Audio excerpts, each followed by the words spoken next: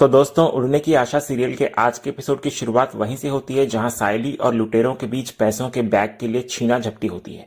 इधर सायली बैग नहीं छोड़ती तो लुटेरे उसे नुकसान पहुंचाने के लिए उस पर वार करते हैं। इस हमले से सायली जख्मी हो जाती है और दर्द की वजह से उसकी पकड़ कमजोर पड़ जाती है, जिससे गुंडे बैग छीनने में कामयाब हो जाते हैं। इधर पैसे हाथ लगते ही दोनों लुटेरे तुरंत अपनी बाइक पर बैठते हैं और भागने की तैयारी करते हैं, लेकिन घायल होने के बावजूद सायली हिम्मत नहीं हारती। वो अपनी बची कुची ताकत इकट्ठा करती है और बाइक के पीछे दौड़कर एक आखिरी बार उनसे बैग छीनने की कोशिश करती है ताकि अपनी मेहनत की कमाई बचा सके। लेकिन लुटेरा खुद को छुड़ाने के लिए उसे जोर से पीछे की ओर धकेलता है तो सायली संभल नहीं पाती और मुंह के बल जमीन पर गिर जाती है और पत्थर होने की वजह से उसके सर पर चोट लग जाती है। इधर चोट और सदमे की वजह से सायली की आंखों के आगे अंधेरा छा जाता है। वो कुछ पल तड़पती है और फिर बेहोश हो जाती है। लुटेरे सायली को सड़क पर बेसुध छोड़कर पैसों का बैग लेकर फरार हो जाते हैं। तभी उतने में सायली की ताई लोग आते हैं ऑटो में और इधर बेहोश सायली को सड़क पर देखकर वो मदद के लिए दौड़ते हैं। एक ताई घबराहट में सचिन को फोन करके खबर देती है। इसके बाद सब मिलकर सायली को जल्दी से अस्पताल ले जाते हैं ताकि उसका इलाज शुरू हो सके। दूसरी तरफ घर में रेणुका बीमार तेजस का हाल पूछती है, लेकिन तेजस का जवाब रेणुका का पारा चढ़ा देता है। तेजस कहता है कि रोशनी से बात ना करने की वजह से उसे बुखार आया है और उसे बहुत अजीब फील हो रहा है। तो रेणुका इसे बकवास कहती है और याद दिलाती है कि रोशनी धोखेबाज और मक्कार लड़की है। इधर तेजस रोशनी का पक्ष लेते हुए कहता है कि वो अपनी गलती मान चुकी है और रेणुका के हर हुक्म का पालन भी कर रही है, यहाँ तक कि अपनी कमाई भी दे रही है। लेकिन रेणुका का दिल नहीं पिघलता। वो साफ फरमान सुनाती है कि अगर घर में शांति चाहिए तो तेजस रोशनी से दूर रहेगा और बात नहीं करेगा। इसके बाद रेणुका फैसला सुनाती है कि आज से तेजस अपने कमरे में सोएगा और रोशनी वहीं सोएगी जहां वो सोती है, यानी कि हॉल या जमीन पर। वहीं दूसरी तरफ बाहर खड़ी रोशनी ये सब सुन लेती है। इधर रेणुका ठान लेती है कि वो उस लड़की की वजह से अपने बेटे की तबीयत खराब नहीं होने देगी। दूसरे सीन में सचिन घबराया हुआ हालत में अस्पताल पहुंचता है। इधर सायली का इलाज चल रहा होता है। फिर डॉक्टर के आश्वासन के बाद जब सचिन सायली से मिलता है तो सायली रोते हुए उसके गले लग जाती है। वो बहुत रोती है, टूट चुकी होती है। कहती है, जमा किए सारे पैसे चोरी हो गए सचिन। इधर सचिन उसे संभालता है और कहता है कि पैसे तो दोबारा आ जाएंगे, लेकिन अगर सायली को कुछ हो जाता तो उसका क्या होता। इधर सचिन खुद को कसूरवार मानता है कि उसे सायली के साथ जाना चाहिए था। अगर वो जाता तो ये सब नहीं होता। इसके बाद सायली बताती है कि वो पैसे जूही की शादी की सेविंग्स के थे और जो बाकी पैसे थे उसने अपने दोस्त से लेकर उसको दिए थे। इधर सायली को जूही का भरोसा टूटने का गहरा दुख होता है, लेकिन सचिन उसको वादा करता है कि वे मेहनत करके जूही के एक एक पैसे लौटा देंगे। बस सायली का ठीक होना ही उसके लिए सबसे जरूरी है। दूसरे सीन में सचिन घायल सायली को घर लेकर आता है, जिसको देखकर इधर सब हैरान रह जाते हैं। इधर परेश के पूछने पर सचिन उसको बताता है कि सायली का एक्सीडेंट हुआ है और लुटेरे सारे पैसे छीन कर ले गए। यह सुनकर घर में सन्नाटा छा जाता है। परेश और आकाश शहर की सुरक्षा और दिन दहाड़े हुई इस घटना पर चिंता जताते हैं। तेजस भी बड़ी रकम खोने पर हैरान होता है। रिया भी सायली को हिम्मत देती है। फिर इस अफरा तफरी के बीच रेणुका के चेहरे पर एक अजीब सा भाव होता है। फ्लैशबैक में बड़ा खुलासा होता है, जहां रेणुका ने ही फोन पर मंदिरा को खबर दी थी कि सायली 5 लाख रुपए पीली थैली में लेकर निकली है। मंदिरा हैरान होती है कि सायली ने पैसों का बंदोबस्त कर भी लिया, कैसे किया। लेकिन अब यह साफ हो चुका होता है कि सायली के साथ हुई लूट के पीछे रेणुका और मंदिरा की साजिश थी। इसके बाद फ्लैशबैक खत्म होता है और सायली इधर रोते हुए परेश को बताने लगती है कि वो पैसे जूही की शादी और उसके दोस्त की मदद के थे। वो बेबस होती है कि इतनी बड़ी रकम अब वो कहां से लाएगी। तभी रिया सायली को दिलासा देते हुए कहती है कि इसमें उसकी कोई फॉल्ट नहीं है और उसने जानबूझकर थोड़ी ना पैसे घुमाए हैं। फिर रोशनी सायली को पानी पिलाती है। तभी इधर आकाश एक चुभने वाला सवाल पूछता है कि चोरों को कैसे पता चला कि वहिनी के पास इतने पैसे हैं। ये सुनते ही इधर रेणुका के पसीने छूट जाते हैं। आकाश को इधर शक होता है कि सायली को जानबूझकर टारगेट किया गया है। इधर अपनी पोल खुलने के डर से रेणुका तुरंत बात काटती है और उल्टा सायली पर ही इल्जाम लगा देती है कि उसने पैसे संभालने में लापरवाही बरती। ऐसे हादसे तो शहर में होते रहते हैं। इधर रेणुका की बेरुखी देखकर सचिन व्यंग में कहता है, हाँ सही बोल रही है तू, गलती चोर की नहीं बल्कि सायली की ही है। तू तो हमेशा सही बोलती है ना। तभी परेश सचिन को शांत कराता है और रेणुका को डांटता है कि वो इतनी पत्थर दिल कैसे हो सकती है। बहू घायल है और वो कमियां निकाल रही है। इधर परेश सायली को समझाता है कि पैसों से ज्यादा उसकी जान कीमती है और पूरा परिवार उसके साथ खड़ा है। फिर परेश जब सायली को कमरे में ले जाने को सचिन से कहता है, तभी तेजस अपनी आई से बोलता है, ये अंदर क्यों जा रही है आई, तूने तो कमरा मुझे वापस दे दिया था। तो ये सुनकर सब हैरान रह जाते हैं। इधर सचिन का गुस्सा फूटने ही वाला होता है, लेकिन सायली उसे रोक लेती है। इसके बाद परेश सवाल करता है कि कमरा वापस कैसे लिया गया। तो तेजस इधर से कहता है कि उसकी बीमारी की वजह से आई ने ऐसा किया। तभी रिया तेजस को आईना दिखाती है कि सायली घायल है, इसलिए वो चाहे तो हॉल में एडजस्ट कर सकता है। सचिन हताश होकर कहता है कि उसे पता था यह दिन भी देखना पड़ेगा उसे। फिर आखिरकार दबाव में आकर रेणुका मान जाती है और कहती है कि अभी सायली को कमरे की जरूरत है तो सचिन उसे वहां से ले जाए। तो परेश ये सुनकर रेणुका को बोलता है, शाबाश रेणु। फिर सचिन सायली को लेकर कमरे में चला जाता है। इधर कमरा छिन जाने के बाद तेजस अपनी आई पर भड़कता है कि उसने अपना वादा तोड़ दिया, लेकिन रेणुका उसे चुप करा देती है। वो कहती है कि उसने अपना मन बदल लिया है, क्योंकि अगर तेजस कमरे में रहता तो रोशनी भी वहां पर आ जाती और वो ऐसा बिल्कुल होने नहीं देना चाहती। फिर कमरे के अंदर दूसरी तरफ सायली सचिन के सामने आकाश की बात पर गौर करती है। उसे भी शक होता है कि यह महज इत्तेफाक नहीं था। ऑटो का खराब होना और चोरों का सिर्फ पीली थैली वाला बैग चुराना यह इशारा करता है कि उन्हें सब कुछ पहले से पता था। तभी दूसरी तरफ बाहर खड़ी रेणुका ये सब सुन रही होती है और घबरा जाती है।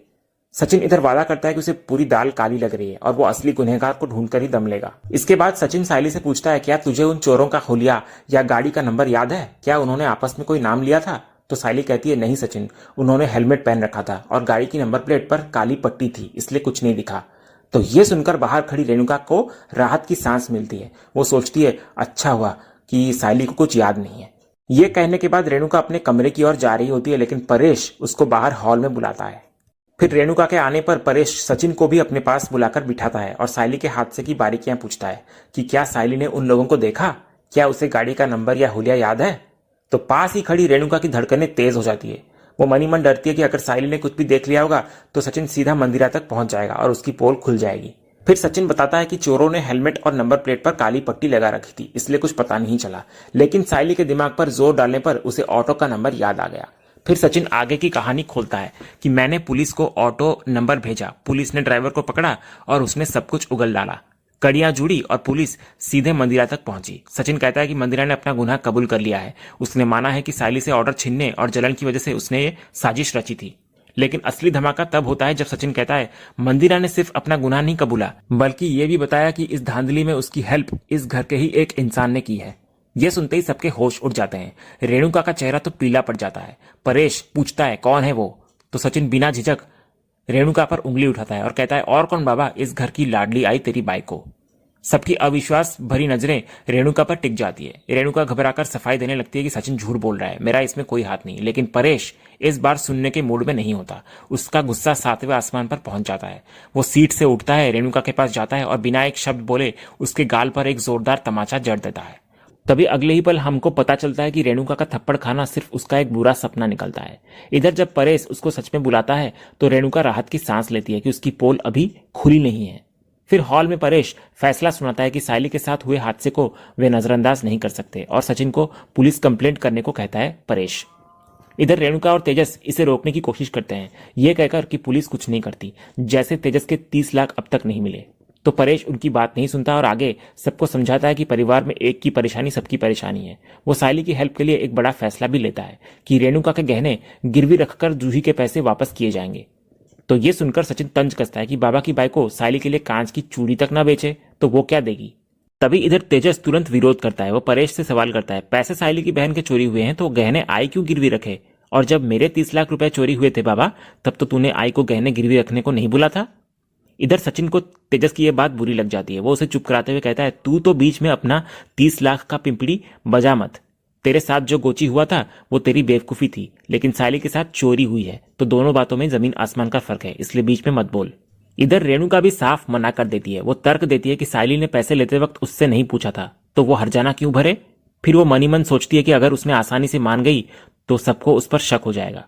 तभी इधर आकाश भी अपनी आई से विनती करता है कि सब मिलकर उसके गहने छुड़वा देंगे तो वो गहने दे दे, लेकिन रेणुका नहीं मानती। वो उल्टा सायली के जख्मों पर नमक छिड़कते हुए कहती है, बड़े पंख फैलाकर निकली थी ना वो अपनी उड़ने की आशा लेकर, कट गए ना पंख। अपनी औकात में रहकर सपने देखने चाहिए। तभी तेजस घटिया इल्जाम लगाता है कि शायद सायली ने पैसे कहीं और इस्तेमाल कर लिए होंगे और यहां पर आकर बोल रही है। तो सचिन का पारा चढ़ जाता है। वो तेजस को मुंह तोड़ने की धमकी देता है और परेश से साफ कह देता है कि नहीं चाहिए मदद बाबा, थूकता हूं मैं ऐसे गहनों पर। सचिन ऐलान करता है कि वो और सायली अपना रास्ता खुद निकाल लेंगे, क्योंकि वे दोनों कांटों भरे रस्तों पर चलने के आदी हैं। वो वादा करता है कि सायली के साथ जिसने भी गोची किया है वो उसे छोड़ेगा नहीं। दूसरे सीन में किचन पर रेणुका राहत की सांस ले रही होती है कि उसकी पोल भी नहीं खुली और गहने भी बच गए। तभी इतने में मंदिरा का फोन आता है, जो अपनी जीत और सायली की हार की बधाई मांगती है रेणुका से। लेकिन रेणुका खुश होने के बजाय भड़क जाती है। वो कहती है कि उसने सायली का एक्सीडेंट करवाने के लिए खबर नहीं दी थी। रेणुका अपनी बची कुची इंसानियत का हवाला देती है कि अगर सायली को कुछ ज्यादा हो जाता तो क्या होता। लेकिन मंदिरा बेपरवाह होकर कहती है कि उसे बस कॉन्ट्रैक्ट चाहिए था, गुंडों ने क्या किया ये उसकी जिम्मेदारी नहीं है। इधर जब रेणुका सचिन के गुस्से का डर दिखाती है कि सचिन को अगर पता चला तो वो बाल की खाल निकालेगा और मंदिरा को छोड़ेगा नहीं, लेकिन मंदिरा असली रंग दिखाती है। वो धमकी देती है उल्टा रेणुका को कि खबर की सोर्स तो आप थी मास्टर जी, अगर मैं फंसी तो आप भी नहीं बचेंगी। तो रेणुका ये सुनकर हैरान रह जाती है, लेकिन सबसे बड़ा ट्विस्ट तब आता है जब दरवाजे पर खड़ी सायली ये सारी बातचीत सुन लेती है। उसको गहरा धक्का लगता है कि उसके साथ हुए इस हादसे और लूट के पीछे कोई और नहीं बल्कि उसकी अपनी काकू है। दूसरे सीन में सचिन और अनीश दोनों ऑर्डर वाले के पास पहुंचते हैं। इधर सचिन को पक्का यकीन होता है कि सायली के साथ हुई गोची किसी ने जानबूझकर की है ताकि उसे काम ना मिले। वो सायली के लिए दोबारा मौके की गुहार लगाता है, लेकिन ऑर्डर वाला हाथ खड़े कर देता है क्योंकि काम पहले ही किसी और को मिल चुका है। तो सचिन जब पूछता है कि ऑर्डर किसे मिला तो जवाब मिलता है मंदिरा जी। वो कहता है कि मंदिरा सुबह से ही डिपॉजिट लेकर तैयार बैठी थी। ये सुनते ही सचिन की सक की सुई और गहरी हो जाती है। वो समझ जाता है कि सायली के साथ हुई लूट और मंदिरा का ऑर्डर पाना महज इत्तेफाक नहीं है। वो कसम खाता है कि गुनहगार को वो छोड़ेगा नहीं। दूसरे सीन में घायल सायली अपना बैग पैक करके घर से निकलने लगती है। तभी रेणुका उसे रोकते हुए कहती है, तेरी तबीयत खराब है ना, ऊपर से ये ड्रामा कर रही है, कहाँ जा रही है तू? सचिन आएगा तो मुझ पर ही भड़केगा, इसलिए चुपचाप जाकर आराम कर। लेकिन सायली की आंखों में आज दर्द के साथ एक दृढ़ फैसला होता है।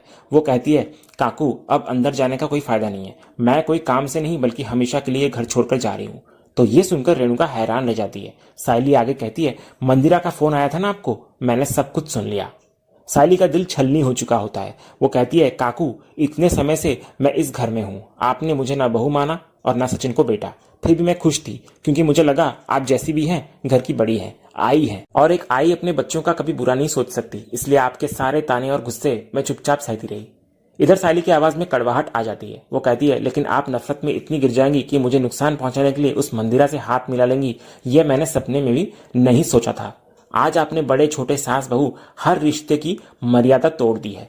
तभी रेणुका घबराकर सफाई देती है, तू गलत समझ रही है सायली, मुझे सच में नहीं पता था कि मंदिरा गुंडे भेजेगी। लेकिन सायली उसकी बात नहीं सुनती, काट देती है उसकी बात और कहती है, जब रिश्तों के बीच कोई तीसरा आता है तो तबाही तय होती है। आज हमारे बीच जो भी हुआ वो सब्र का आखिरी धागा था और वो धागा आपने तोड़ा है काकू, तो अब हमारे बीच कुछ नहीं बदल सकता। जाते जाते सायली एक ऐसा वादा करती है जो रेणुका को और शर्मिंदा कर देता है कि आप चिंता मत कीजिए, मैं ये बात सचिन को नहीं बताऊंगी, ये राज मेरे साथ ही इस घर से जाएगा।